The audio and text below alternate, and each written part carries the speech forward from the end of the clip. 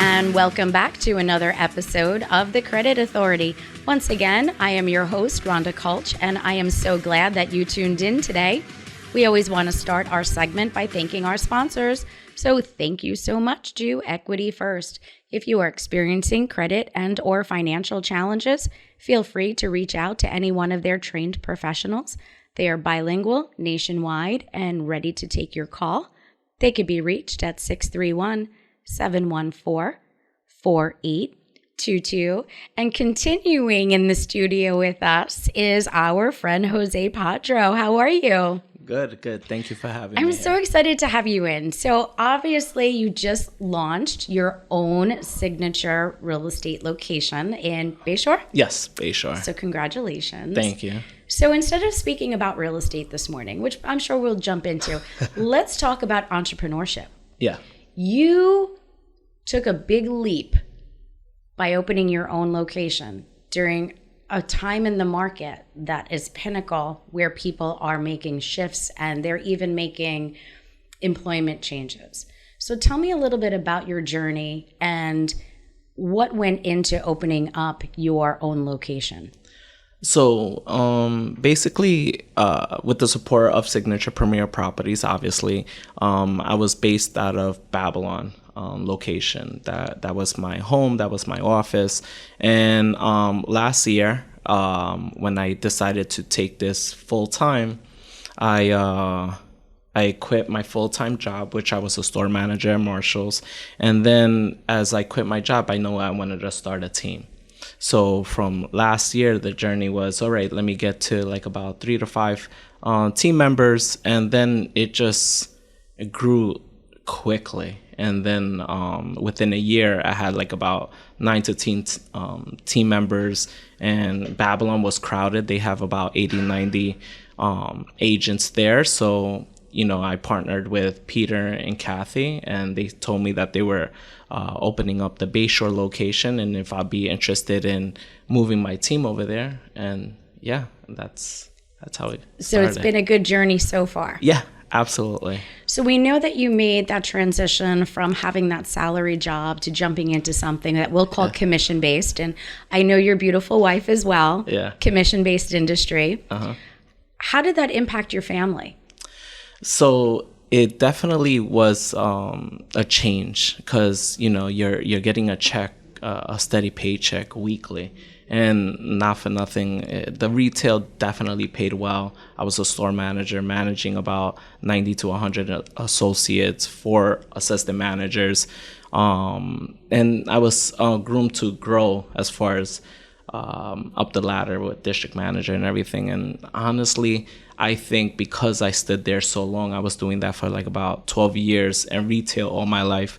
I'm 41 now. I've been doing retail for like about 21, 22 years old.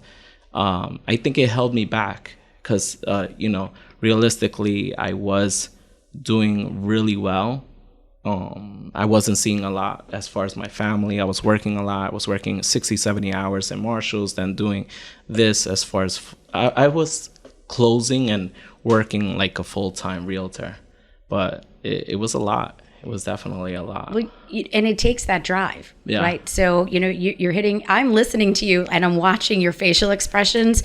So for those that are listening, Jose is just making these expressions where you understand that, I always say the prize is bigger than the pain, right? You can see what's happening in front of you and it's worth that journey and that challenge. And that's that entrepreneurial drive and spirit. Yeah. So when you went from working in retail to then opening up your own branch location, what skills do you think you were able to use from that management position to then help grow your team? So realistically, like a lot of people don't know that I am certified HR. I'm certified HR representative for Marshall's. I also was in charge of associate relations for the whole East Coast.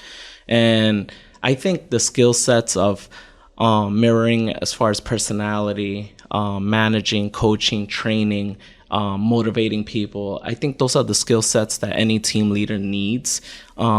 without that, realistically, I don't think anybody can succeed. That's why they have like this disc profile that I recommend that everybody take in any management role or leadership role, because that's going to help you like train people and also adapt to other people's personality. I feel like if you don't have that, if you don't know how to do that, you'll never be successful.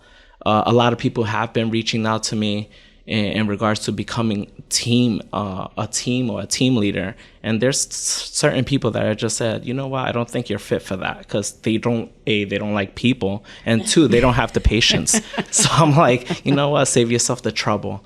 But at the same time, I just feel like you need to be a people person, and that's how I hire in my team. I don't care if they know about the business. I just care about how they talk to people, respect other people, how they're engaged with other people. That's the number one thing I look for in anybody. And I love that, because, you know, there's a lot of times where I'll meet with people and we'll start even with the disc.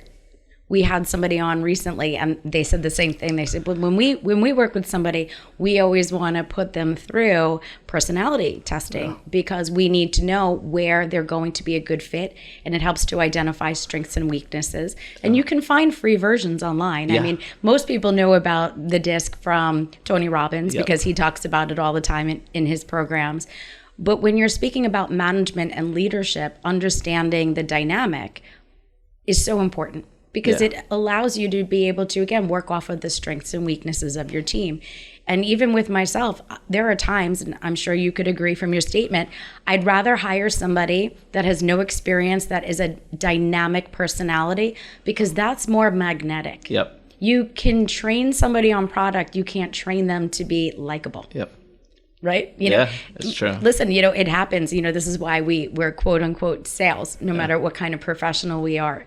We are always selling ourselves first, and usually our brand second, right? Yeah. Now, we know not only did you open up your own business, but you and I last week spoke on a panel, and we talked all about Airbnb and VRBO vacation rentals. Yeah. So not only did you leave your main job where you had a steady income, but you deep dove into now also being a vacation home owner. How has that experience been for you? As you get to know me, I like to give myself anxiety. So I might as well do it all, right? Honestly, it's one of those things that I always wanted to get into. That's why I started real estate. And like, I love Monopoly. I love playing Monopoly. And my goal and dream was always to cover a whole board of addresses that I own, because that's creating financial wealth and creating a legacy as far as for me and my family. If I'm not here anymore, my kids will enjoy it, my future kids, grandkids, whatever the case may be. But that's the whole purpose of me getting into Airbnb vacation rentals. We're looking into right now Lake Ariel, Lake Harmony. We're looking at a couple of places, and I'm blessed to have met you there. As far as that panel, that whole Airbnb seminar was successful. Everybody keeps on talking about it. We definitely need to do another one because everybody's asking for it. A lot of people didn't make it. I feel like that's the thing right now. I feel like short-term rentals, it's a lot better than I would say the long-term rentals, because there's a lot of risk in long-term rentals. If you remember when we were speaking, my favorite line when people say to me, I own both types of properties and I'm selling a majority of my portfolio to go into vacation rental because they have a house to go home to. Yeah. I'm dealing with nasty squatters and tenants that don't pay. Real estate can be amazing. People think it's super sexy, and I'll be the first to tell you that if you don't have a plan B, you can really put yourself in a financial crisis. So for me, vacation rentals, they have a house to go home to. Yeah, so absolutely. I love it. So once again, we are in studio and we are speaking with my friend Jose Padro, with signature. And his office is located in Bayshore. If you are interested in buying or selling any residential property, or even you're considering a vacation rental property, feel free to reach out to him at 631-647-4880. And once again, we will put all of his contact information directly online for you. Until next time, stay tuned for our next guest.